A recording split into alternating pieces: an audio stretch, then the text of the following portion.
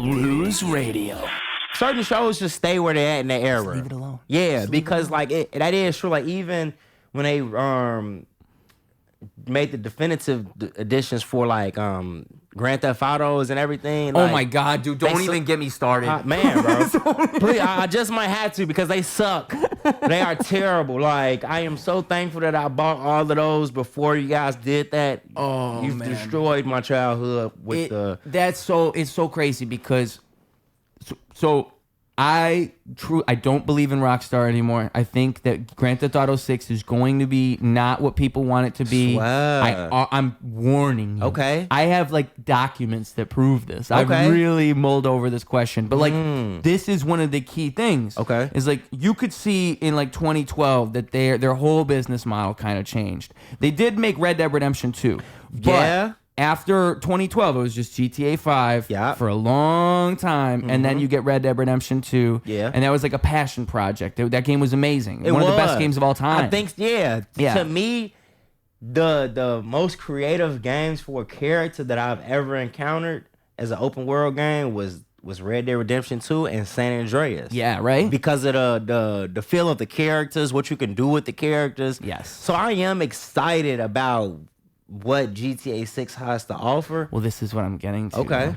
Is because right after Red Dead Redemption 2, two of the key writers of these games have left the company since then. Oh, One wow. is Leslie Benzies. He's the Okay. guy who plays Lindsay in the GTA games, the radio announcer. Like in Yeah. GTA 5, there's a scene, or there's a mission where you go beat him up in the tattoo shop. I remember that. That's him. Yeah. Or Laszlo, not Okay. Leslie. but Laszlo. Okay, yeah, I remember Laszlo. Leslie Benzies, I think, is someone else. Leslie Benzies is one of the co-founders of the company, if I'm correct. And there's three co-founders. It's him.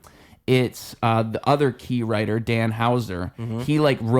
He basically writes everything, like from the beginning of GTA up until Red Dead Redemption 2. He was the key writer, the main writer of all the stories. That's and a him big and deal. Laszlo helped him a lot. So him and Laszlo, like the original GTAs was literally just him and Laszlo fucking around, saying like eating pizza, saying like how are we gonna write these games? How we gonna write these games? And both of those people aren't in the company anymore. So it's only one of the original founders out of the three. And there were all these changes with the company because if you remember, right when Red Dead Redemption 2 came out, there was all these articles being written about, because Dan Houser came out and said something about how he was working like 100-hour work weeks for the game. Yeah, I've heard, And people then were talking shit about Rockstar, saying like, oh, look at that. They're making these people work these ridiculous hours. They have these bad work standards.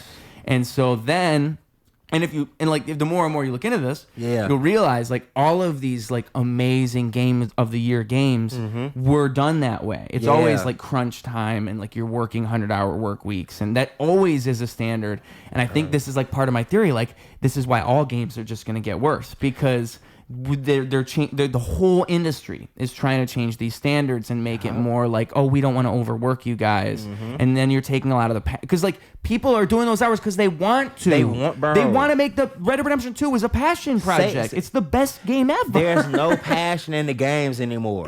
Yes. Like and you can feel it if you're a gamer out there. Yeah. You feel it when you're playing the games. Like when you used to play the game, you would feel fulfilled playing the game. Now I play the game and I'm like, what am I doing with my life? Exactly. Like, I need to because I have a PS5 and I'm like, the games aren't the same anymore. They're not the same. Like I don't see where the evolution of gaming has stepped up since the PS3 or PS4, really. Yeah, there hasn't even been a big technological like break where we're like, oh my God, I can't even believe this is happening right now. Yeah, I thought for the real. PS5 was going to be that. That was kind of what we were being told, but it still doesn't really seem that way. It doesn't seem that way, bro. Yeah. It's scary, but the greed of money has went even higher. Like, Well, so with Rockstar, Yeah. I'll bring it all back to my main point. Is it was with the definitive edition where you can clearly see their new business model at work. Yeah. The definitive edition gets announced, and that's like, holy shit. So we're going to get remastered versions. Like, just imagining what this could have been is such a tragedy. Because think about it. There's like even modded versions of these games that look really good. Yeah. There's modded versions of GTA 4 that look like GTA 5. Yep. Same thing with San Andreas. You can get San Andreas looking pretty good. You can, though. Or you could just run it through the engine of GTA 5 and recreate it if you really want to make the remastered version. I've seen a couple clips here and there about that. They've done things like that, where at least they've remade the map. I know, but it would be programming like the whole game. And the question is, like, do you keep the original physics or do you like do it with the new?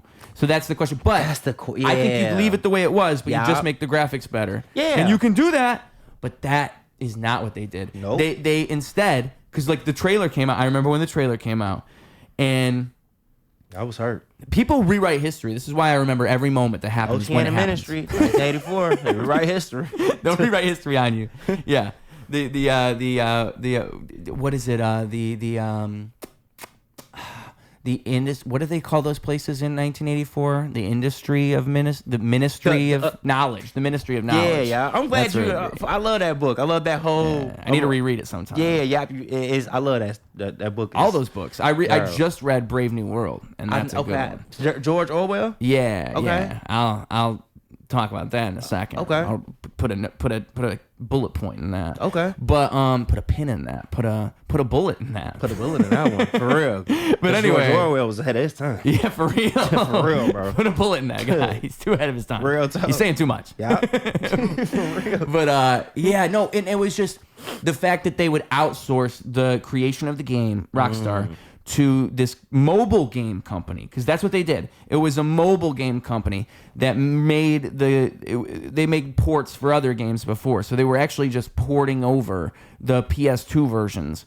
But like the way that it sounded when Rockstar announced this was they're making a remastered version of GTA San. Like you're gonna see GTA San Andreas looking like GTA 5. Yeah. That's what I was thinking. And then the trailer came out, and when the trailer came out, all the comments were just making fun of how bad everything looked. It did. It looked like almost like if you were playing on the Wii. Like if you ported it to the Wii. Or the damn GameCube. You feel what I'm saying, bro? That and it's crazy because it looks terrible. And then it was buggy. And then you actually play it, and it's missing all these features that the original game had. It's missing even certain songs. The weather system that was in the original game is not quite the same, because like GTA San Andreas, that was one of the things about it, is like the atmosphere of different places is different. It didn't have that. It was missing certain songs. Yeah. Just a whole bunch of things. You didn't have to make this. You didn't. Nobody told you guys you had to make this. And so like that's what frustrates me so much. They were trying to like recreate the original games in this better version. Yeah. It's not even better. It's not even better. Oh, the draw distance wasn't even a part of the game at first, which was crazy. So you're flying over San Andreas, and like without draw distance, the game looks so small because the maps, you can't see the whole map when you're playing that game. And if you could, it doesn't actually look that big. There's like YouTube videos where you can see this, just how it looks with no draw distance, because it's just you mod the game and you can see out as far as you want. But it's like they released the game like that. They released the game with no draw distance, so you could see across the whole map. Oh, and it was never like that. And it was never like that. It would ruin the game if you were playing the game the first time on the definitive edition, because you're like a kid and you just discovered GTA. Oh, there's this definitive edition. I can buy it for $20. You actually get the wrong experience. Then worst experience. You should have just played the original version on like some type of emulator. It just what's crazy. Why are they doing? What's crazy is before they switched everything up, I have it on my iPad. Yeah. I have it on my PS3. I have it on my PS4, and I have it on PS5. Yeah. Like I was thirsty to keep like my. You did the right thing. Yeah, I was thirsty to keep that intact, because I'm like, who knows where this might go. And even I think also too, a game, the microtransactions has destroyed gaming. Like, bro, there's inflation in GTA Online. Exactly. I was gonna say Rockstar again is a key example, because like that's why their business model changed. They discovered microtransactions with GTA Online, and now all they ever update is GTA Online. There's even examples where you can see like they've admitted it at this point. Like stuff you've had on GTA Online, like the jetpack and the whole like storyline where we're gonna go inside of the volcano. Because when the game came out, that was like the Mount Chiliad mystery was a big thing, a big deal, and everyone was like, "What is that gonna be?" And the culmination of that came through GTA Online with the jetpack and with going inside the mountain. Yeah. But that was supposed to be story content. That was a story DLC. Oh, they just sold and it they to us. just repurposed it, and they admitted to it. There was all supposed to be this like Trevor secret agent storyline, which I think was inspired by that agent game that never came out of theirs, because they were originally going to drop. That's a big Rockstar lore thing. They were going to make this James Bond game called Agent, and it never came out. Yeah, but it would be like just imagine like GTA, but in the style of James fucking Bond. That'd be dope. Maybe that'd be dope. I don't, man, bro. I don't trust Rockstar. I don't trust any gaming company, because the whole thing is like it's all money, it's all microtransactions. Yeah. Everything is that. Every single company, even fucking Fallout, all these Fallout games. Now, the latest one is I always forget the name, but it's the space one, and where you're flying through space. It's like Fallout, but in space. Not Helldivers or No, it just came out just a couple years ago, but it's the newest game by Bethesda, and Bethesda's known for all the Fallout games. Yeah, and like everybody's waiting now on the Elder Scrolls, the Elder Scrolls, those two. But I'm telling you, it's not gonna be it, because none of the Fallout games have been it since like Fallout 3. It's just that these companies dude, I don't even like. I think gaming. It's a tragedy. It is. There's nothing. It is, bro.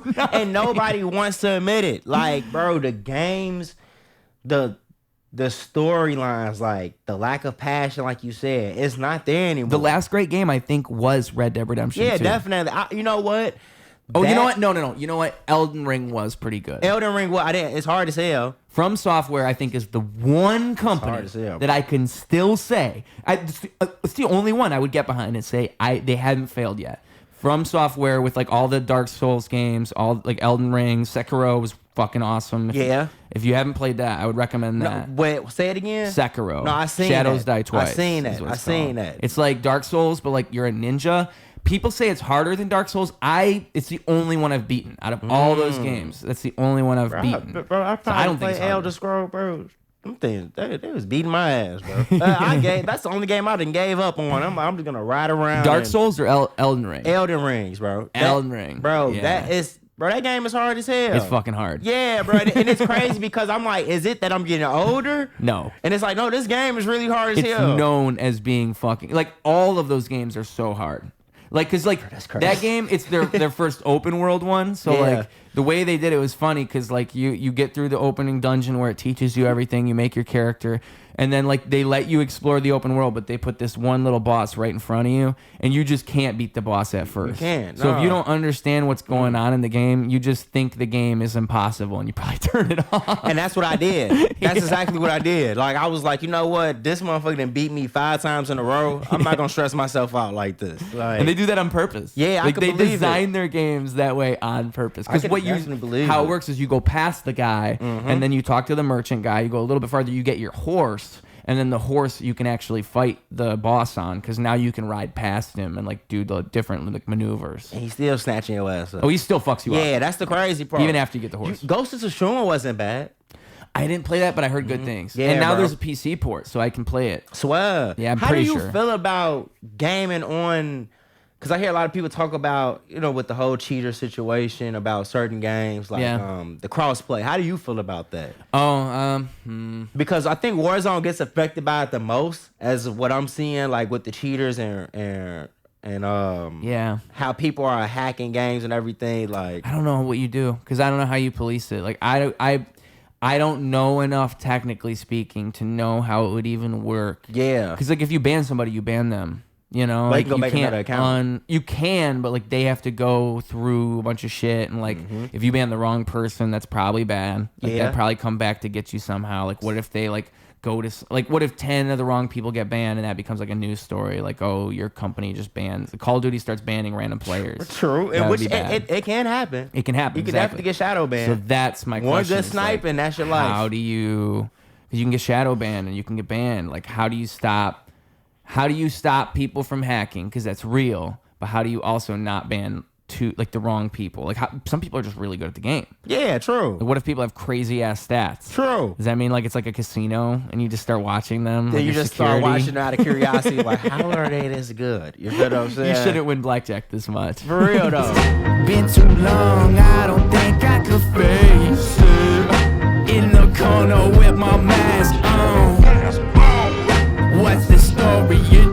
no good. Don't